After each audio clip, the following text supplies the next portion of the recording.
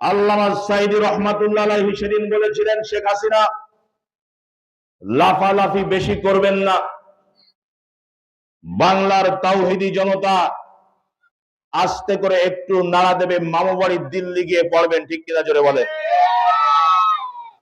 কিন্তু আওয়ামী লীগ সেদিন সতর্ক হয় নাই।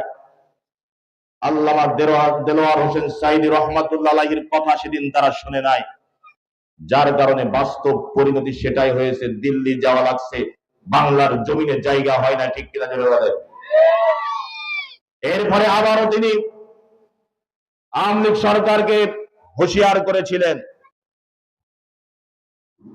বাড়াবাড়ি বেশি করবেন না, বাড়াবাড়ি বেশি করবেন না, সময় আসবে এমন পালাবার জন্য ইন্দুরের গর্ত খুঁজে পাবেন না। আল্লামা সাঈদী রাহমাতুল্লাহ আলাইহি এ কথা বলার পরেও আওয়ামী লীগ সরকার এবং তার গুন্ডা বাহিনীর সতর্ক হয়েছিল না, তারা তাদের জুলুম নির্যাতন বন্ধ করে নাই, যার কারণে পরিস্থিতি এমন হয়েছে